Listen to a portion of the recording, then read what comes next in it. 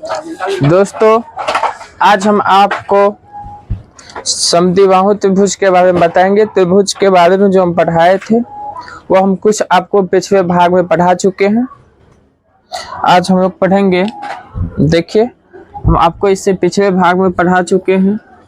त्रिभुज के प्रकार पढ़ा चुके हैं। त्रिभुज का जो हम वर्गीकरण किए थे वह अभी हम लंबाई के आधार पे किए थे। लंबाई के आधार पे त्रिभुज के कितने प्रकार, तो 3 प्रकार होता है, हम आपको पढ़ा चुके हैं। पहला जो होता है वह आपका होता है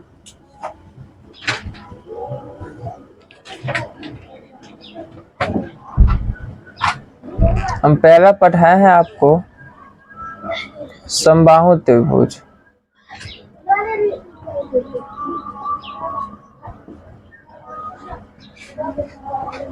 दूसरा पढ़ाए हैं आपको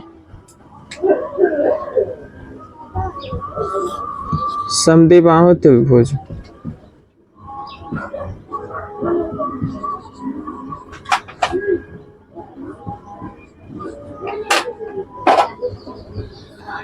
तीसरा आपको पढ़ाए हैं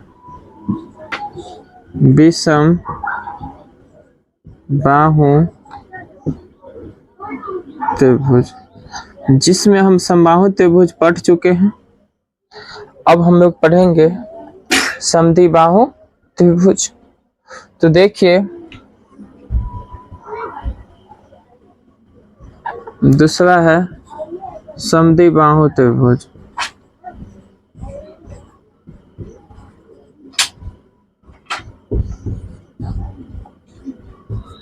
तो समद्विबाहु त्रिभुज क्या होता है?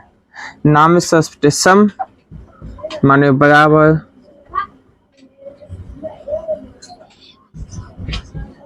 सम है, द्वि है और बाहु है। सम माने हो गया आपका बराबर, द्वि माने 2, बाहु माने भुजा। अर्थात जिस त्रिभुज की 2 भुजा क्या हो, बराबर हो। देखिए, ये दोनों भुजा क्या है, बराबर है। ये भुजा आपका बराबर नहीं है, तो ये कौन सा त्रिभुज हो गया? समद्विबाहु त्रिभुज हो गया। उसके बाद तीसरा है आपका विषम बाहु त्रिभुज।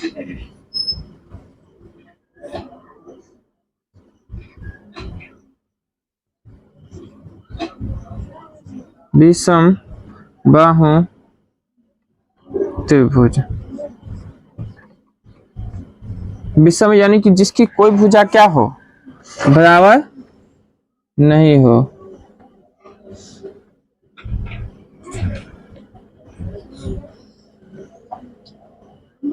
उसे कहेंगे विषम बाहु त्रिभुज, जिसकी कोई भुजा आपस में बराबर नहीं हो।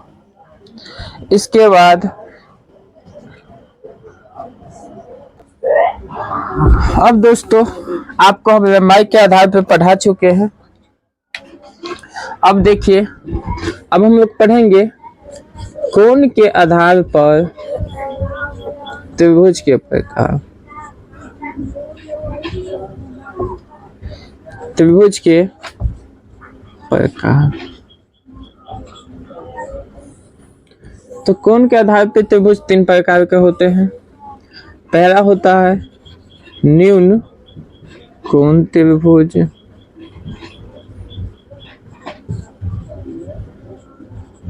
दूसरा होता है समकोण त्रिभुज,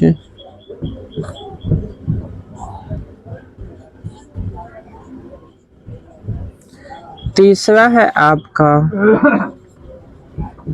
अधिकोण त्रिभुज।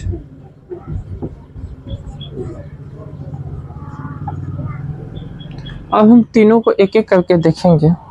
जो न्यूनकोण त्रिभुज क्या होता है, समकोण त्रिभुज क्या होता है और अधिकोण त्रिभुज क्या होता है।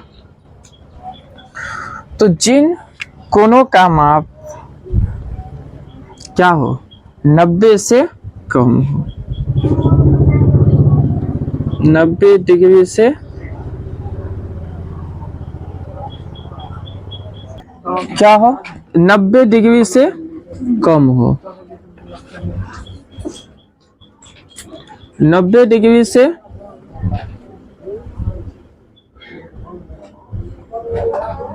कम हो, डिग्री से कम हो, तो उसे हम कहेंगे न्यून कोण त्रिभुज। अब है समकोण त्रिभुज, जिस कोण का माप कितना डिग्री हो, 90 डिग्री हो, उसे हम क्या कहेंगे, समकोण त्रिभुज। अब है अधिक कोण, जिस त्रिभुज के कोणों की माप 180 डिग्री यानी कि 90 डिग्री से क्या हो, अधिक हो, क्या हो, 90 डिग्री से अधिक हो, उसे क्या कहेंगे बुआ, अधिक कोण त्रिभुज। 90 डिग्री से अधिक हो, अधिक हो, नोट करके लिख लीजिएगा। ऋजु कोण की माप 180 डिग्री होता है। इसके बाद हम लोग पढ़ेंगे घन। क्या पढ़ेंगे, घन।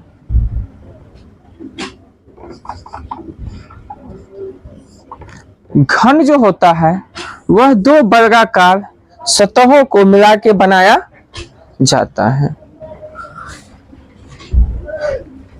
देखिए, वर्ग के सभी भुजा क्या होता है, बराबर होता है। वर्ग है, एक वर्ग और हम बनाते हैं,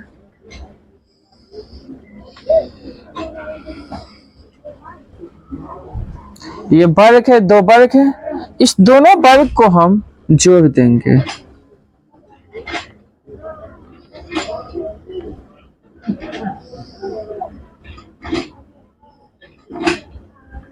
ये हो गया भुजा,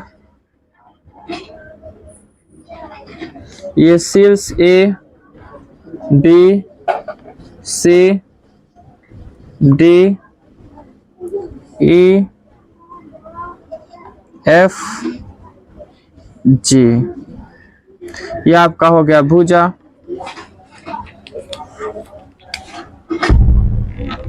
ये है आपका भुजा, ये है भुजा, भुजा हम मानेंगे ये ए, ये है शीर्ष, ठीक है, और ये हो गया आपका सतह। क्या हो गया, सतह। देखिए, इसमें दो वर्ग है और शीर्ष है और भुजा है और विकर्ण भी होगा। तो घन में जो है वह शीर्षों की जो संख्या होगी,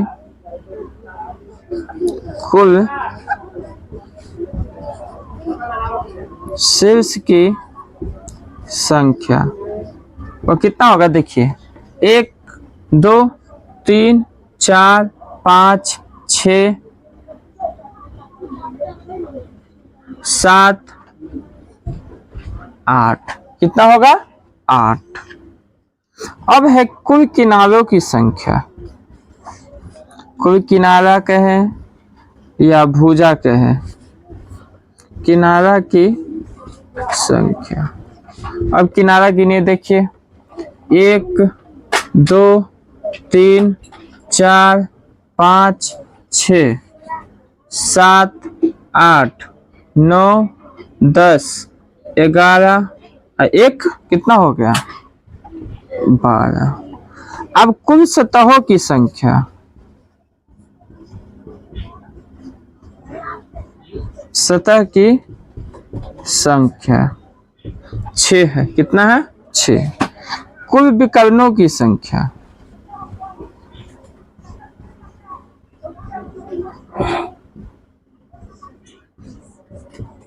संख्या 4। अब हम यहाँ आपको आयतन पढ़ाएंगे।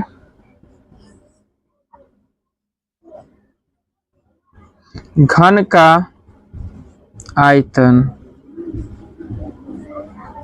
भुजा गुने भुजा गुने भुजा, भुजा गुने भुजा गुने भुजा। घन के वक्रपृष्ठीय क्षेत्रफल,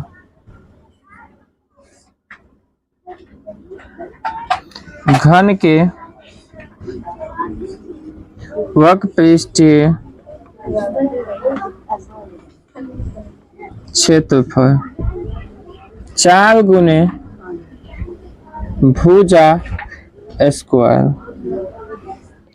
घन का संपूर्ण पृष्ठीय क्षेत्रफल, घन का संपूर्ण पृष्ठीय क्षेत्रफल 6 गुने भुजा स्क्वायर। घन का विकर्ण √3 गुने भुजा।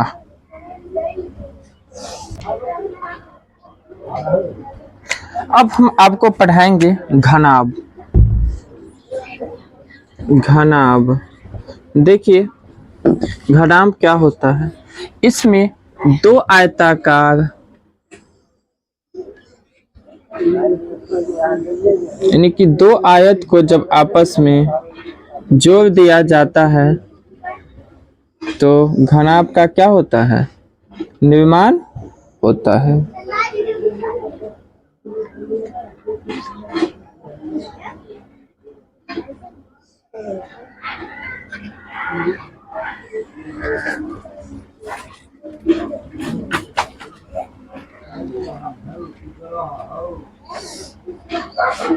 ये आपका लंबाई है, ये चौड़ाई है, ये क्या है? ऊंचाई है।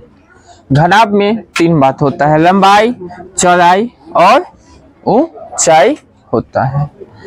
अब इनमें ये शीर्ष हो गया, ए बी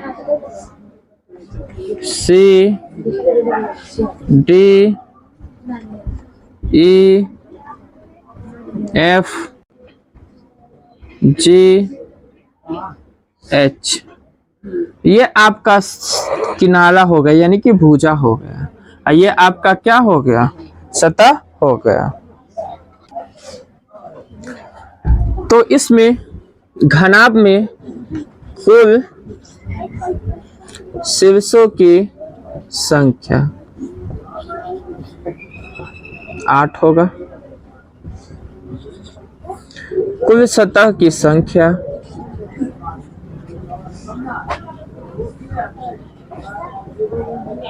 संख्या 6। कुल किनारों की संख्या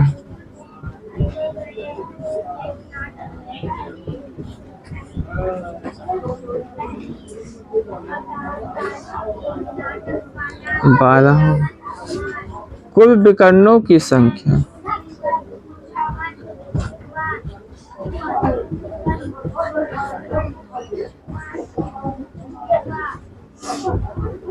4।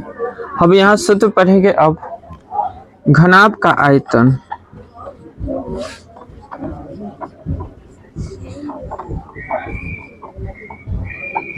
घनाभ का आयतन होता है लंबाई गुने चौड़ाई गुने ऊंचाई। घनाभ का वक्रपृष्ठीय क्षेत्रफल 2 इंटू लंबाई जोड़ चौड़ाई गुने ऊंचाई। घनाभ का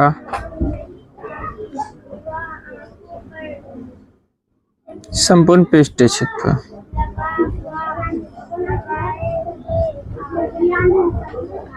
पृष्ठीय क्षेत्रफल 2 into LB plus BH plus HL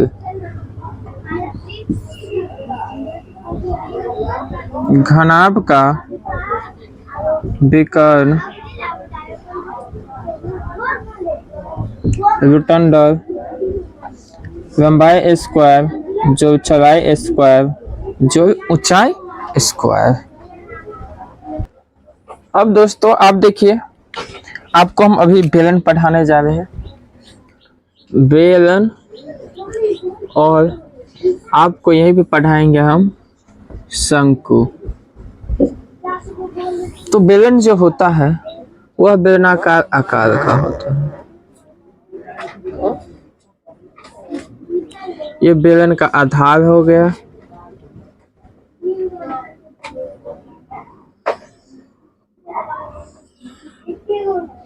ये ऊपरी भाग हो गया, ये बेलन का ऊंचाई हो गया,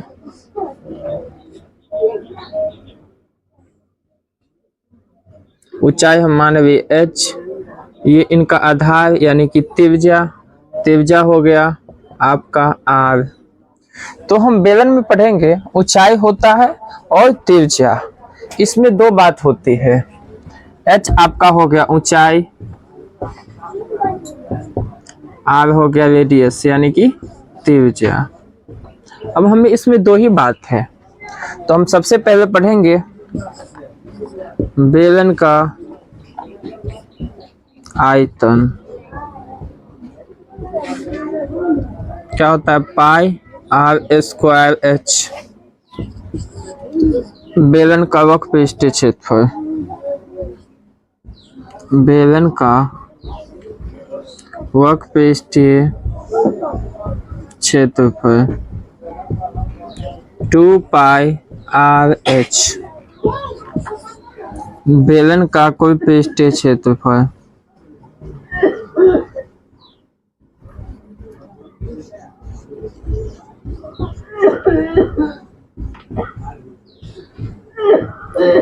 to pi r into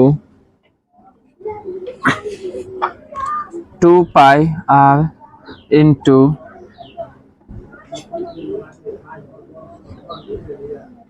r plus h। अब इस भाग में आपको हम पढ़ाएंगे शंकु। क्या है? शंकु।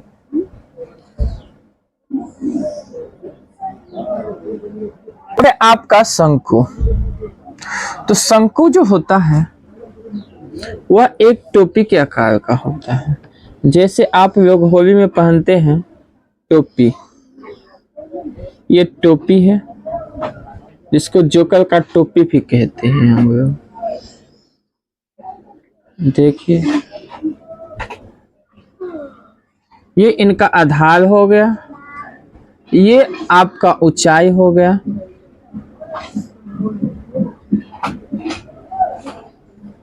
तो इसमें ऊंचाई दो है। ये तो त्रिज्या है, एक ये तिरछी ऊंचाई है, एक जो है ये आपका सीधी ऊंचाई है। तो इसको हम कहते हैं तिरछी ऊंचाई या तिर्यक ऊंचाई। तिर्यक ऊंचाई, ये आपका हो गया त्रिज्या, ये आपका हो गया ऊंचाई। तो ये बन गया आपको समकोण त्रिभुज। तो आप लोग जानते हैं पाइथागोरस प्रमेय से, जो पाइथागोरस प्रमेय में होता है कर्णों का वर्ग अन्य दो भुजाओं के वर्गों के योगफल के क्या होता है? बराबर होता है। तो यहाँ से हम निकालेंगे इस तीनों में संबंध। तिर्यक ऊंचाई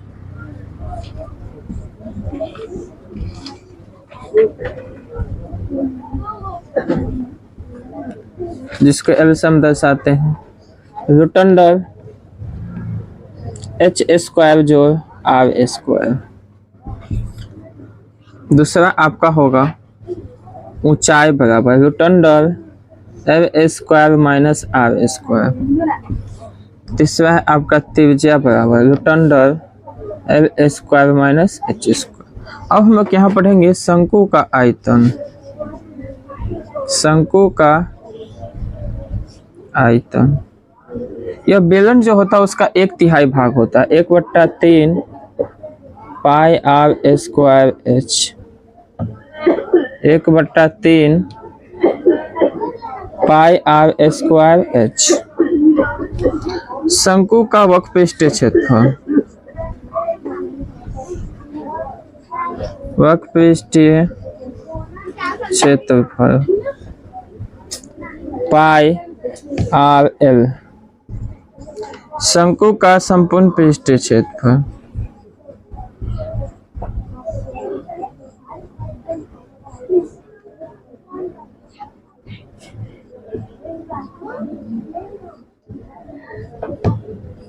पाई r into l plus r. Pi का मान जो होता है आप लोग याद कीजिएगा, पाई का मान लगभग 22/7 या 3.14 होता है। नोट करके लिख लीजिएगा। पाई एक अपरिमेय संख्या है, अपरिमेय संख्या है, जबकि लगभग 22/7 एक परिमेय संख्या है।